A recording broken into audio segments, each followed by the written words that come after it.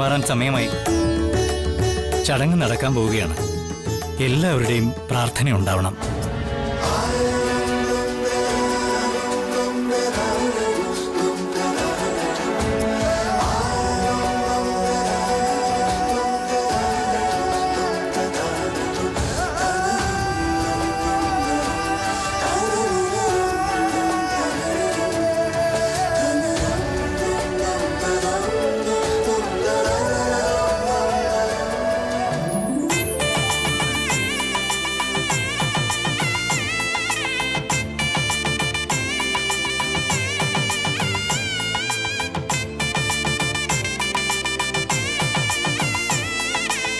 എന്റെ ഭഗവാനെ,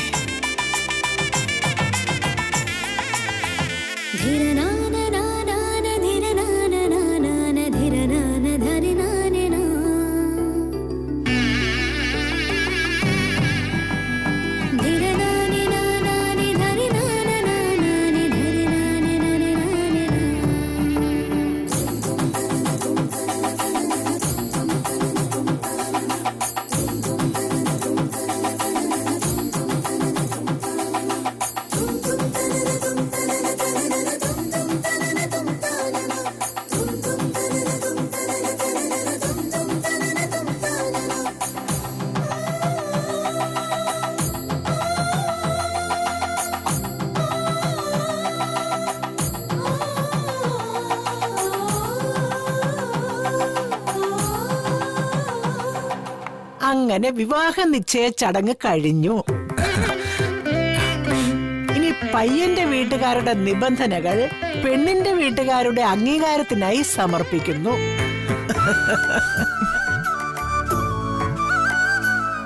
പെൺകുട്ടിക്ക് തുടർന്നും വിദ്യാഭ്യാസം ചെയ്യാനുള്ള അവകാശവും സ്വാതന്ത്ര്യവും ഉണ്ടായിരിക്കും. ഏതറ്റം വരെ പഠിപ്പിക്കാമോ അവിടം വരെ ഭർത്താവ് പഠിപ്പിച്ചിരിക്കും. അല്ലേ മോനെ? പിന്നല്ലാതെ.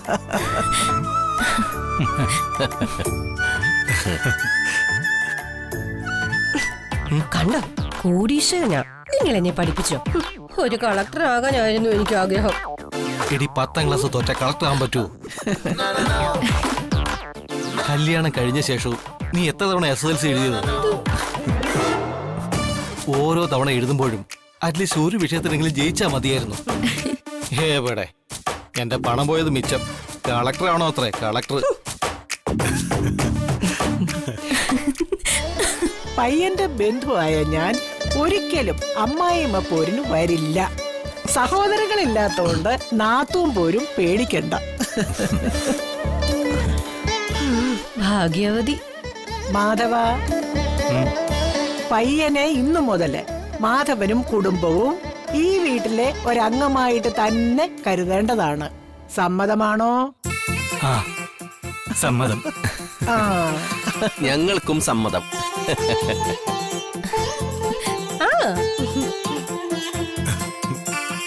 സ്ത്രീധനമായിട്ട് ചില്ലിക്കാശ് പോലും വേണ്ട.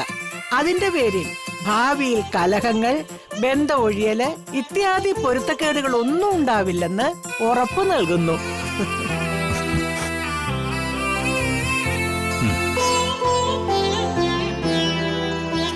മോനെ, നിന്റെ ബന്ധുവായിട്ട് വേഷം കെട്ടിട്ട് എങ്ങനെയുണ്ട്?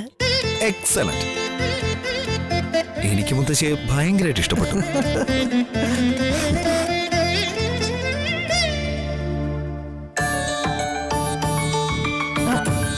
ഇത് എന്റെ വക ഒരു ചെറിയ സമ്മാനം.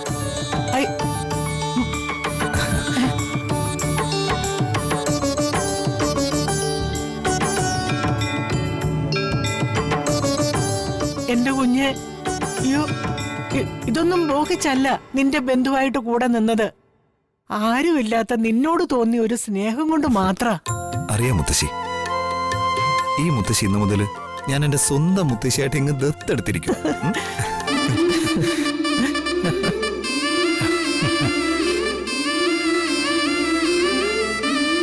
അച്ചമ്മയ്ക്ക് വല്ല സിനിമയിലും അഭിനയിക്കാൻ പോക്കൂടെ? അഭിനയത്തിന് സ്റ്റേറ്റ് അവാർഡ് കിട്ടും. എടാ, എന്നെ പല സിനിമാക്കാരും വിളിച്ചതാ നായികയാകാൻ. പക്ഷേ എന്റെ അച്ഛൻ വിട്ടില്ല. സാരയില്ല, അച്ഛമ്മയുടെ അച്ഛനല്ലേ വിടാത്തത്, എന്റെ അച്ഛൻ വിടും. അല്ലേ അച്ഛാ? ഉറപ്പായി.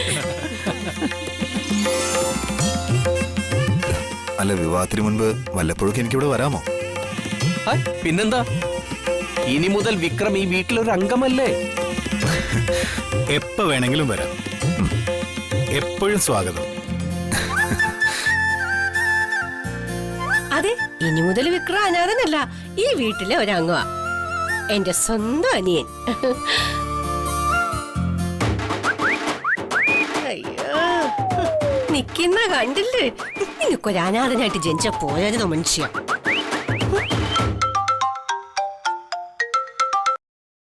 ഹലോ. ആ സർ, 1 സെക്കൻഡ്. ഹലോ. ആ, ഞാൻ 1 മണിക്കൂർ കഴിഞ്ഞ് ഓഫീസിലെത്തിയിട്ട് വീഡിയോ കോൺഫറൻസ് വരാം. ഓക്കെ, ശരി. അല്ല, പോകാൻ തിരക്കുണ്ടോ? ഒരു അർജന്റ് മീറ്റിംഗ് ഉണ്ടായിരുന്നു. എങ്കിൽ സദ്യ കഴിച്ചിട്ട് പോകാം. അതല്ലെങ്കിൽ അത്രേ ഉള്ളൂ. വാ വാ വാ, നടക്ക.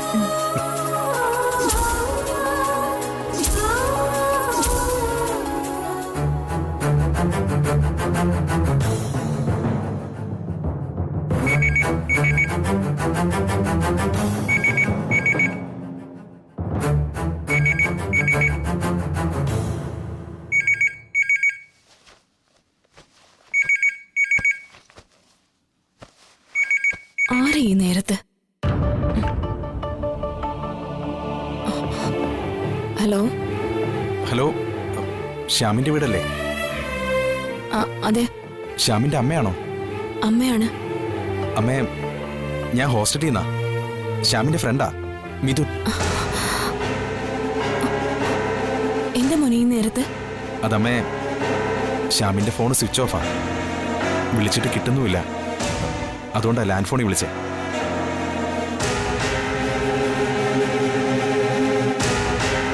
ക്ഷമിക്കണോ അമ്മേ, അവന് വേറെ കുഴപ്പമൊന്നുമില്ലല്ലോ? എന്ത് കുഴപ്പം? മോനെന്താ അങ്ങനെ ചോദിച്ചത്? ഒന്നുമില്ല അമ്മേ, വെറുതെ ചോദിച്ചതാ. വെറുതെ അങ്ങനെ ചോദിക്കില്ലല്ലോ. മോൻ കാര്യം പറ. കോളേജിൽ എന്തെങ്കിലും പ്രശ്നമുണ്ടോ? അത് പറഞ്ഞിട്ട് മോൻ ഫോൺ വെച്ചാ മതി. അത് അമ്മേ,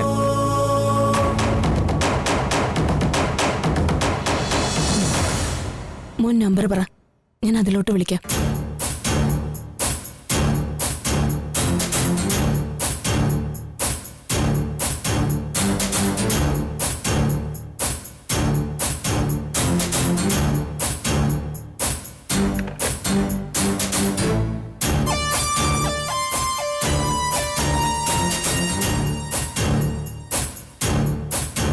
ശ്യാമിന്റെ അമ്മ ഇങ്ങോട്ട് വിളിക്കാന്ന് പറഞ്ഞു.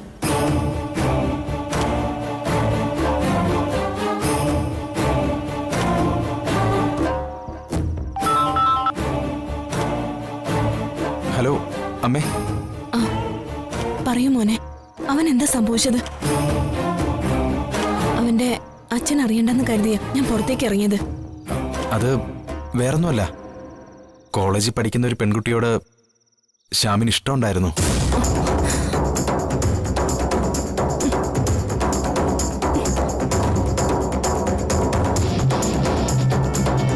എന്നിട്ട് എന്തുണ്ടായിന്ന് പറ. പേടിക്കാനൊന്നുമില്ല. ശ്യാം പ്രണയിക്കുന്നുണ്ടെന്ന് ആ പെൺകുട്ടിക്ക് അറിയില്ല. അവളുടെ കല്യാണം മറ്റൊരാളുമായി ഉറപ്പിച്ചു.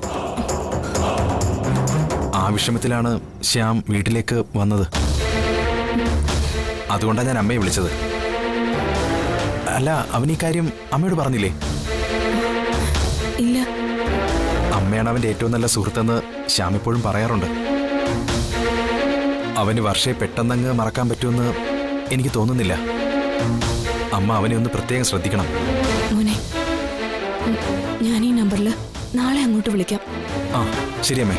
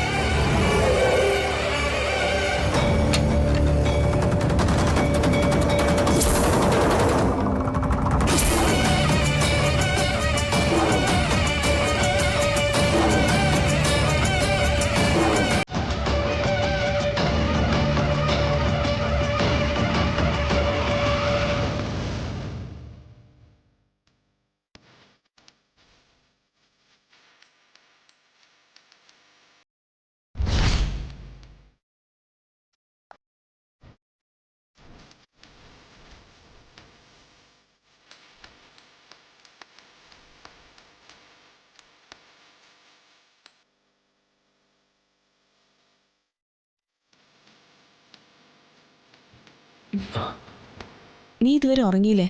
പഠിക്കേണ്ട കാര്യങ്ങളെക്കുറിച്ച് ഓർത്തപ്പോ ഉറക്കം വന്നില്ലമ്മേ.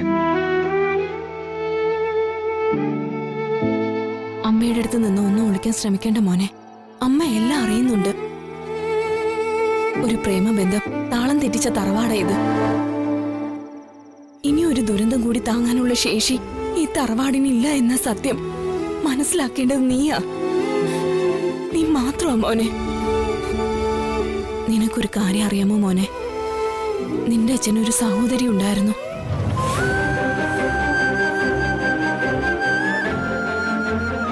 അച്ഛനും മുത്തശ്ശനും അവള് ജീവനായിരുന്നു. നിലയും വിലയും മറന്ന് സ്വന്തം ഇഷ്ടപ്രകാരം ഒരാളോടൊപ്പം തറവാട് വിട്ട് ഇറങ്ങിപ്പോയി. ആ ആഘാതത്തിൽ തളർന്ന് വീണുപോയ മുത്തശ്ശൻ ഇപ്പോഴും ജീവശവമായ കഴിയുന്ന. ആ സംഭവത്തിന് ശേഷം നിന്റെ അച്ഛൻ ആളാകെ മാറിപ്പോയി. പ്രേമമെന്ന് കേട്ടാൽ നിന്റെ അച്ഛന് ഭ്രാന്ത. ഇതെങ്ങാനും അറിഞ്ഞ ആ പെണ്ണിനെ കൊന്ന് കൊല വിളിക്കാനും നിന്റെ അച്ഛൻ മടിക്കില്ല.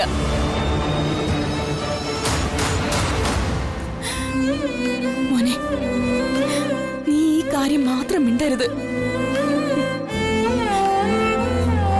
ഇത് ഈ അമ്മയുടെ അപേക്ഷയാ. എന്താറിട്ട് അമ്മയെ പറയുന്നേ? ഞാൻ ഒരു പെണ്ണിനെ ഇഷ്ടപ്പെട്ടിരുന്നു എന്നത് സത്യമാണ്. പക്ഷേ അവൾക്ക് എന്നോട് ഇഷ്ടമൊന്നുമില്ലായിരുന്നു. അതിനെ പ്രേമൊന്നും വിളിക്കാൻ പറ്റുമോ? ഇതെനിക്ക് വിശ്വസിക്കാമോ മോനെ? വിശ്വസിക്കാമേ. അവളുടെ വിവാഹം ഉറപ്പിച്ചു കഴിഞ്ഞു. ഉടനെ വിവാഹവും നടക്കും. എന്നാലും അവളെ കുറിച്ചുള്ള ഓർമ്മകളൊക്കെ മറക്കാനായിട്ട് ശ്രമിക്കുക. മോനെ, അവളെ പ്രണയിച്ചിരുന്നു എന്നുള്ള കാര്യം നീ ആരോടും പറയരുത്. പറയില്ല. പോരെ? പോരാ, നീ അമ്മയുടെ തലയെ തൊട്ട് സത്യം ചെയ്യണം. സത്യം ചെയ്യ്.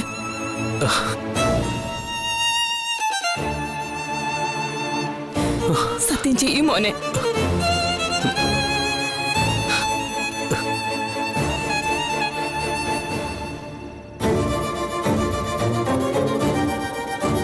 ഞാൻ പ്രണയിച്ച പെണ്ണിനെ എന്നേക്കുമായി ഞാൻ മറന്നിരിക്കും.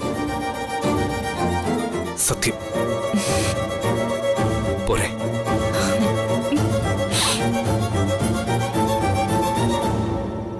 അമ്മ എന്നെ ആകെ ധർമ്മസങ്കടത്തിലാക്കിയിരിക്കുക. അവളെക്കുറിച്ചുള്ള ഓർമ്മകളിലെങ്കിലും ജീവിക്കാം എന്ന സ്വാതന്ത്ര്യം പോലും എനിക്ക് നിഷേധിച്ചിരിക്കുക. നല്ല സങ്കടമുണ്ടമ്മേ. എല്ലാം നിന്റെ നന്മയ്ക്ക് വേണ്ടിയ മോനെ.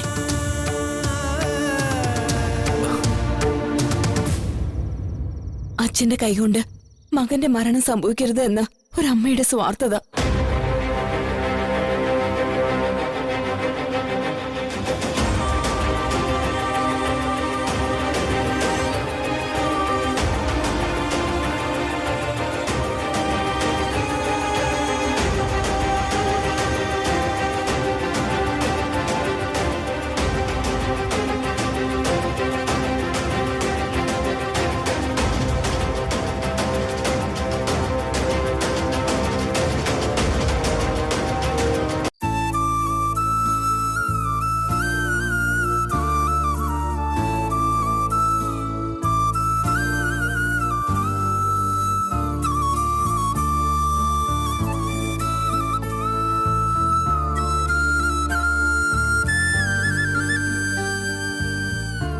വർഷേ, കല്യാണം ഉറപ്പിച്ചതല്ലേ?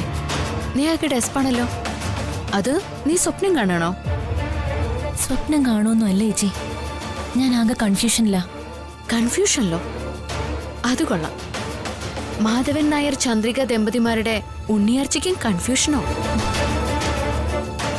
അതല്ല ചേച്ചി, ഞാൻ ചേച്ചിയോട് പറഞ്ഞിട്ടില്ലേ പ്രണയിച്ചതിന് ശേഷം വിവാഹം കഴിക്കുന്നതാ നല്ലതെന്ന്. അങ്ങനെ ഒരു വിവാഹം തന്നെയായിരുന്നു എനിക്ക് ആഗ്രഹം. അല്ലാതെ ഒരു പരിചയമില്ലാത്ത ഒരാൾ ഒരു സുപ്രഭാതത്തില് നമ്മുടെ ജീവിതത്തിലേക്ക് കടന്നു വരാന്നൊക്കെ പറയുമ്പോ എനിക്കെന്തോ അതങ്ങോട്ട് ഉൾക്കൊള്ളാൻ പറ്റുന്നില്ല.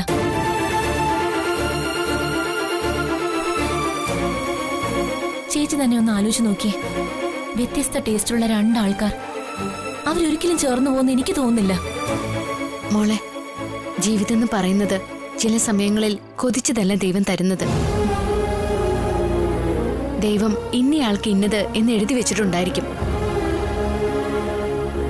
എന്റെ ജീവിതം തന്നെ നിന്റെ മുന്നിലൊരു ഉദാഹരണമല്ലേ? ചേച്ചി, ചേച്ചിയുടെ ഈ സമയമൊക്കെ മാറും.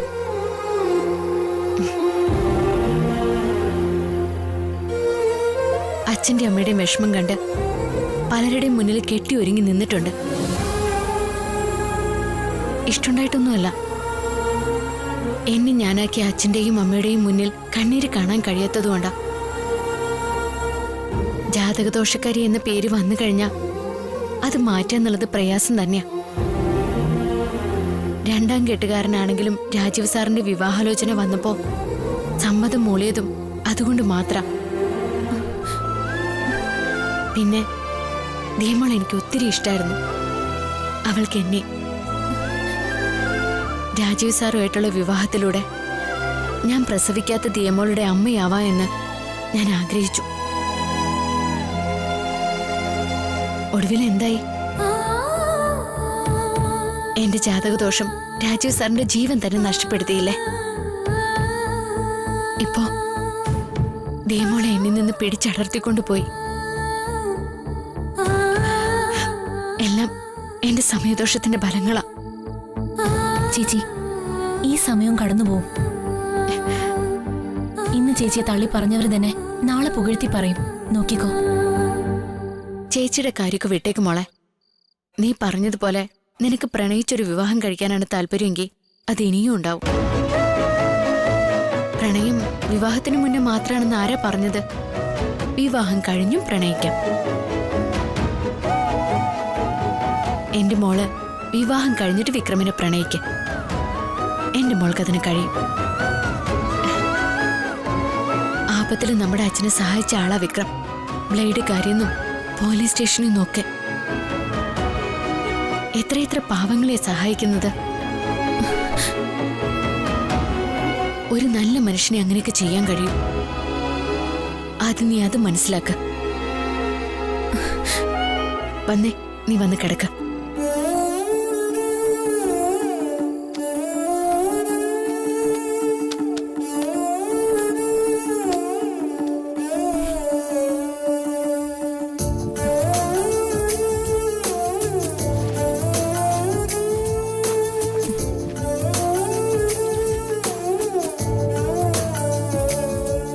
ഉറങ്ങിക്കോ.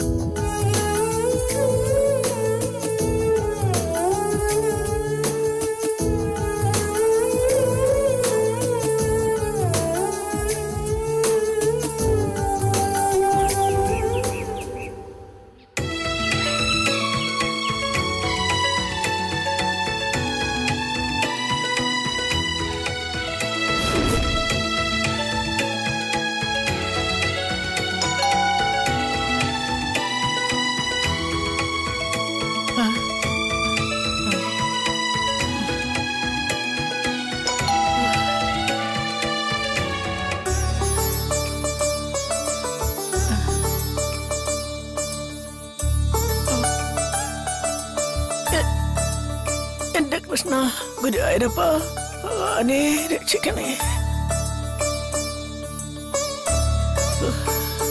ആരാ രാവിലെ പ്രാർത്ഥിക്കാനും സമ്മതിക്കത്തില്ലേ? പാലുകൊണ്ട് ഒന്നാണോ?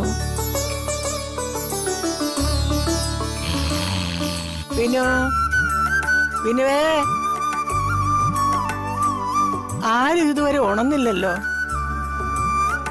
കണ്ടില്ലേ ഒരുത്തൻ കൂർക്കം വലിച്ചു കിടന്നുറങ്ങുന്ന? വിനുവേ, ഡാ,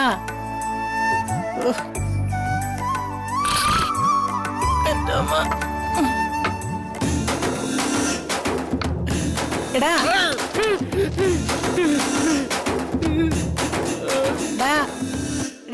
എണീറ്റ് പോയി പാല് വാങ്ങിക്ക്. പാല്.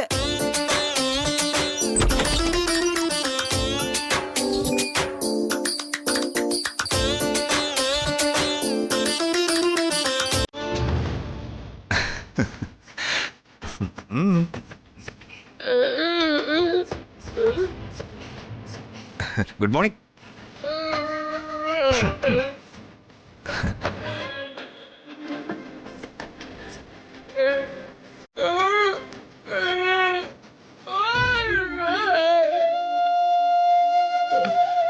ഇനുവേ പാല് മേടിക്കാൻ പോയവനെ എവിടെ? മുത്തശ്ശി സുഖല്ലേ?